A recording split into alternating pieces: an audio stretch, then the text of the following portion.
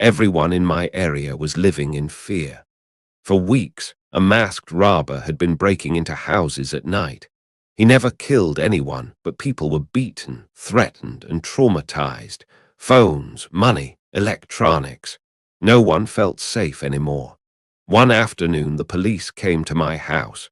They said they needed help identifying someone. They showed me CCTV footage from a nearby street. At first, I didn't notice anything unusual. Then I saw it. The way the man walked. He had a limp. My heart started racing. My elder brother had walked like that ever since a motorcycle accident years ago. I told myself I was imagining things, but I couldn't forget it. That night, while my brother was out, I went into his room. I wasn't proud of it, but I needed answers. Inside his wardrobe, I found a bag. Inside the bag were stolen phones, cash, and watches. Then I saw a jacket. It was stained with dried blood. The next morning, I heard the news. Our neighbor had been attacked during a robbery and was in the hospital. The blood on the jacket suddenly made sense. When my brother came home, I confronted him. At first, he denied everything. Then he sat down and started crying. He told me he lost his job months ago. Our mother's hospital bills were piling up. He felt trapped. He said the robberies started small, one house, then another. He promised me he would stop. But later that night, I overheard him on the phone. "There's one last job," he said. "After tonight, I'm done." That's when I knew someone else could get hurt. I didn't sleep that night. I kept thinking about our childhood, how he protected me when we were younger, how he always stood up for me. But I also thought about the people he had hurt, the neighbor fighting for his life, the families too scared to sleep. I had one decision to make: protect my brother or protect innocent people. As he prepared to leave that night, I followed him quietly. My hands were shaking as I dialed the police. Minutes later, sirens filled the street. My brother tried to run. They caught him. When he saw me standing there, he didn't shout. He didn't beg. He just nodded. At the station, he confessed to everything. He said he was tired of being poor, tired of feeling useless. Our mother survived her illness. My brother went to prison, and I still live with the weight of that decision. I saved lives, but I broke my family. And every night I still ask myself, did I do the right thing?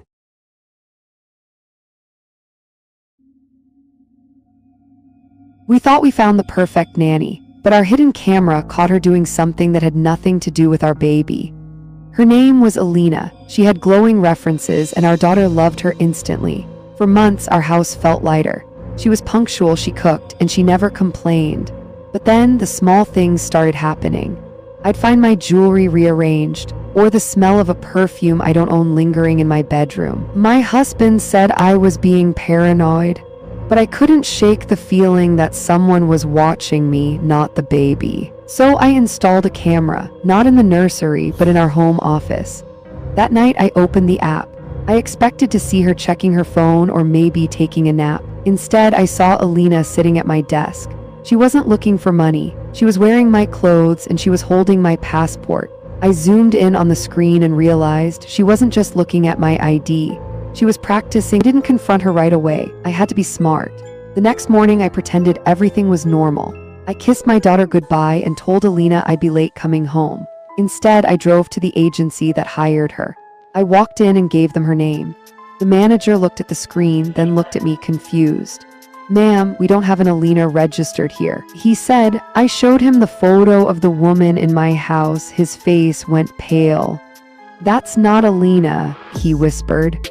"That's Sarah. She was a candidate here 3 years ago until her license was revoked for identity theft." I ran to my car, my heart pounding. I checked the camera app on my phone. Alina or Sarah was in my kitchen. She wasn't cooking for the baby. She was on the phone and she was holding a vial of clear liquid. She looked direct. Every traffic law racing home to save my daughter. But when I burst through the door, the house was silent. I screamed her name. Nothing. The nursery was empty. The crib was made. I ran to the kitchen. The vial I saw on camera was sitting on the counter, empty. I felt like I couldn't breathe. Then my husband walked in the back door looking confused. "Where is she?" I screamed. "Where is the baby? Where is Alina?" He looked at me like I was crazy. "Claire, Alina left weeks ago. You let her go, remember?" I froze. I showed him the footage on my phone. But when I hit play, the screen was blank. There were no recordings, no Alina, no desk scene. I ran to the office. My passport was in the drawer, untouched. I started to sob, thinking I had lost my mind, until I looked at the floor. Under the desk was a small gold earring, the same one Alina was wearing in the video. I looked at my husband and realized he was wearing a brand new watch, the same one I had reported stolen 2 days ago. He didn't hire a nanny to help me. He hired her to make me look insane. Today, I'm in a facility, and every day, Alina comes to visit me except now. Everyone calls her by my name. Thank you for watching. Subscribe. I married the love of my life, but the police knew him by another name. I met Daniel online. He was calm, respectful, and always checking on me. He never raised his voice, never acted suspicious. He said he worked in logistics and traveled often. After 3 months, he proposed. Everyone told me I was rushing, but I felt safe with him. We got married quietly. 2 weeks later, at exactly 3 a.m., loud banging shook our door before we could stand up. Armed police burst into our bedroom. They didn't ask questions. They grabbed my husband. I kept shouting, "You have the wrong person." Then one officer looked at me and said, "Ma'am, that is not his real name." They showed me photos, same face, same smile, different identity. As they dragged him away, he turned back and whispered, "I really loved you, but I had to." The man I married was a criminal, part 2. That night, I found out my marriage was a lie. After the police took him away, I sat alone on the bed, shaking. By morning, the officers came back. They told me the truth. My husband was wanted for armed robbery in 2 different states. He had been on the run for years. The job he told me about, it never existed. The trips, they were robberies. Then they asked me something that scared me. "Did you ever move money for him?" My heart stopped. I remembered the times he asked me to receive cash and send it to other accounts. I thought I was helping my husband. I was helping a criminal. The officer looked at me and said, "If you knew what he did next, you wouldn't be asking for him back." Follow for part 3. I thought I was a victim until I heard the full truth. Days later, the police called me in. They showed me surveillance footage. My husband wasn't just a robber. He was the one who planned everything. The robberies, the weapons, even the escape routes.